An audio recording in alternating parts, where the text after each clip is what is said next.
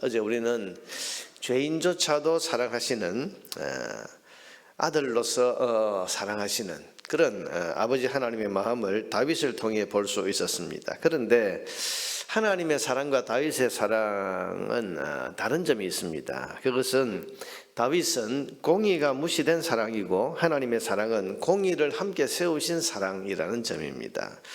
죄인조차도 사랑하시는 하나님은 죄인을 무조건 용서하고 죄를 덮어주신 것이 아닙니다. 죄인을 불쌍히 여겨서 살려내려고 하셨지만은 그 죄의 대가를 분명히 치르게 하시면서 공의를 세우신 것이 이게 하나님의 사랑과 공의입니다. 그게 뭡니까? 십자가입니다.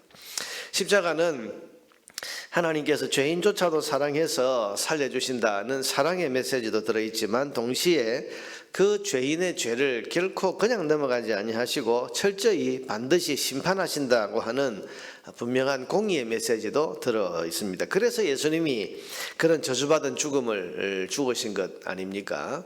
죄를 그냥 사랑하니까 하면서 덮어만 주었다면 굳이 죄에 대한 그 대가를 희생으로 치를 이유가 없지 않겠습니까? 그런데 하나님께서는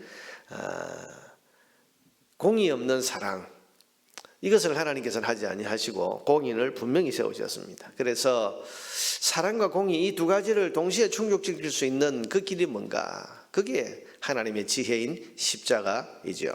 그래서 죄인도 살려내시지만 죄에 대한 그 심판도 분명히 치르시는 이 사랑과 공의가 동시에 이루어지고 만족시킨 것이 우리 하나님의 사랑과 공의였습니다. 그런데 오늘 본문의 다윗은 다릅니다. 자식에 대한 일방적인 사랑의 감정에만 빠져서 죄인에 대한 공의를 세우는 것에는 관심이 없습니다. 그 결과가 어떻습니까? 오늘 본문 2절 3절에 보니까 왕이 그 아들을 위하여 슬퍼한다 함이 그날의 백성들에게 들리매. 자, 여러분 보세요. 지금 이 압살롬, 자기가 사랑하는 아들인 이 압살롬이 죽은 이것에 대한 슬픔에만 지금 빠져 있는 거죠. 이 압살롬은 분명히 하나님이 세우신 왕을 대적해서 반역했던 그런 하나님을 대적했던 사람, 악입니다. 그리고 그 아버지에 대해서 하지 못할 일들을 해버린 죄가 있는 사람입니다. 그러니까 여러분, 다윗 편에 서서 싸운 사람들은 하나님 편에 서서 싸운 거고 악을 제거한 것이고 그리고 그 죄에 대한 심판을 하나님의 손을 대신해서 한 것입니다. 그런데 다윗은 거기에 대해서는 지금 전혀 마음이 없습니다. 오로지 아들을 잃은 이 슬픔에만 잠겨 있습니다. 그러니 그 결과가 어땠냐? 2절에 보니까 그날의 승리가 모든 백성에게 슬픔이 된지라. 그날의 백성들이 싸움에 쫓겨 부끄러워 도망함같이 가만히 성읍으로 들어가니라. 마치 여러분 큰 죄를 지은 사람처럼, 여러분 보세요. 하나님이 세우신 왕을 대적하는 그 반역자를 지금 처단하고 돌아오는 길인데 마치 큰 잘못을 저지른 사람들처럼, 왜? 왕이 저렇게 슬퍼하고 울고 있으니까 우리가 무슨 큰 잘못을 저질렀나? 우리가 큰 죄를 지었나? 이런 마음으로 지금 분명히 이 사람들은 의를 따랐고 또 하나님의 공의를 세우는 일에 자기의 삶을 헌신했는데 지금 어떤 기분, 어떤 태도로 돌아옵니까? 죄인처럼, 큰 죄를 지은 사람인 것처럼 부끄러워서 지금 패배하고 돌아오는 사람들처럼 가만히 들어왔다. 지금 이게 이 나라에 일어난 형편입니다. 5절 6절도 한번 보세요. 요압이 집에 들어가서 왕께 말씀드리되 왕께서 오늘 왕의 생명과 왕의 자녀의 생명과 처첩과 비빈들의 생명을 구원한 모든 부하들의 얼굴을 부끄럽게 하시니 이는 왕께서 미워하는 자는 사랑하시며 사랑하는 자는 미워하시고 오늘 지휘관들과 부하들을 멸시하심을 나타내심이라. 오늘 내가 깨달으니 만일 압살롬이 살고 오늘 우리가 다 죽었다면 왕이 마땅히 여기실 뻔하였나이다. 우리가 지는 게 옳았습니까? 그럼 그런 말이죠. 지금 왕이 하시는 그런 태도를 보면 우리가 차라리 지고 우리가 다 죽는 게 나았습니다. 자, 여러분 요압은 물론 지금 신앙을 가지고 말하는 건 아니고 지금 군사들의 사기와 또 이 나라의 어떤 정치적인 그런 어떤 계산을 해서 지금 이런 말을 하고 있습니다만은, 그러나 이걸 우리가 성경적인 시각으로 또 하나님의 시각에서 보면 지금 악을 물리친 사람들이 칭찬을 받아야 됩니다.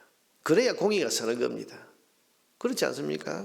하나님을 대적한 무리들과 목숨을 걸고 싸워서 이긴 사람들이 상을 받아야 됩니다. 그래야 이 나라에 공의가 세워지고 앞으로도 사람들은 악을 대항하고 죄를 물리치는 이 일에 앞장설 것 아니겠습니까? 그래야 이 나라에 공의가 서는 겁니다. 아, 봐라. 죄를 짓고 악을 행하는 사람은 저렇게 벌을 받고 저렇게 죽어야 마땅하다. 그래야 앞으로도 이 이스라엘 나라, 하나님의 나라인 이 나라에 공의가 세워지는 겁니다. 그런데 지금 같은 다윗의 태도를 보여주면 앞으로 혹 악한 자가 또 일어나도 사람들은 계산을 하게 되겠죠. 아, 저 사람이 다윗하고 친한 사람인 게 아닌가.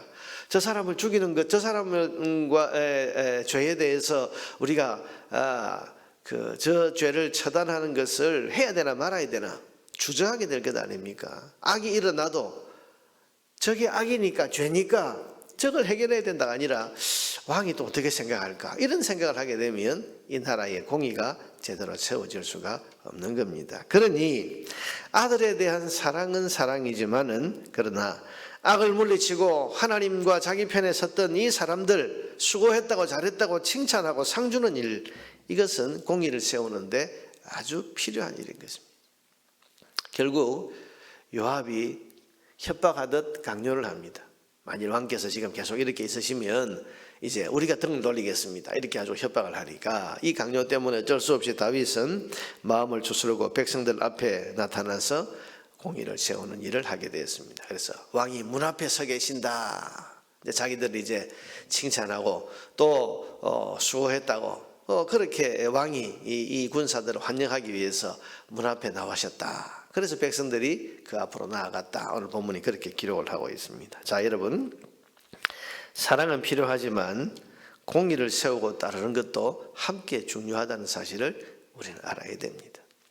이를테면 여러분, 우리도 뭐 개인적인 그런 삶을 보면 자녀가 지금 신앙생활을 게을리합니다. 근데 부모가 자녀의 입장에서 생각해 보니까 그래, 네가 공부한다고 얼마나 피곤하고 바쁜데 신앙까지 강요해서 되겠나? 그거 네가 자유롭게 해라. 이런 마음이 드는 것이 부모의 마음입니다. 자식을 보니까 참 뭐 공부하고 여러 가지 지금 하는 일이 또 바쁘고 하다 보니까 저 신앙생활 제대로 안 하는 거 뭐 아이고 저거 뭐 자유롭게 네가 해라. 그것까지 내가 지금 강요할 수 있겠나? 이런 마음이 들 수는 있습니다. 그러나 그렇다고 해서 그 자녀가 진리의 길을 지금 벗어나고 있는데 그걸 그대로 내버려 두어서는 안 되는 겁니다. 반드시 바른 신앙의 길을 가르치고 진리 가운데로 걸어가도록 하는 일에도 최선을 다해야 됩니다.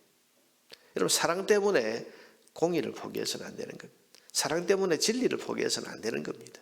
부모가 사랑이라는 이름으로 때로는 진리를 포기하거나 사랑이라는 이름으로 공의를 그냥 못 본 채 하고 덮어두거나 여러분 그렇게 하는 경우가 가끔씩 있는데 그래서는 안 됩니다. 사랑한다고 여러분 아이가 지금 죄 가운데 있는 것을 그냥 두고 보고 있어서 되겠습니까? 그 죄를 지적하고 그 죄의 길에서 벗어나도록 해야 됩니다. 그게 진정한 사랑이고 또 그것이 공의와 함께 가는 사랑입니다.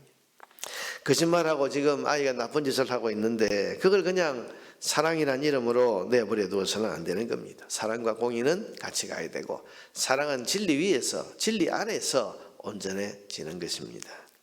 여러분, 우리는 때로는 사랑이라는 이름으로 죄를 못 본 척하거나 사랑이라는 이름으로 죄를 덮거나 사랑이라는 이름으로 진리를 지금 저버리고 있는데도 불구하고 그것을 그냥 용납해주고 있는 이런 삶을 살아가는 것은 아닌지 우리 자신의 삶을 돌아봐야 할 것입니다. 여러분, 십자가는 사랑과 공의를 함께 나타내신 것이었습니다. 우리가 그 십자가를 바라보고 그 십자가를 따르는 그런 사람으로서 사랑과 공의를 함께 세우는, 사랑과 진리를 함께 세워가는 이것이 우리에게 중요한 삶입니다. 사랑하는 여러분, 우리의 삶의 현장에서 특별히 우리가 사랑이라는 이름으로 덮어버리고 있는 그런 죄, 사랑이라는 이름으로 그냥 지나쳐버리고 있는 그런 진리들이 있다면 하나님 앞에서 십자가를 바라보면서 사랑과 공의를 함께 세우셨던 그 하나님의 그 모습을 우리가 마음에 깊이 새기고 그래서 사랑과 진리, 사랑과 공의를 함께 세워가는 일에 최선을 다하는 우리 모두의 삶이 되기를 주님의 이름으로 축복합니다.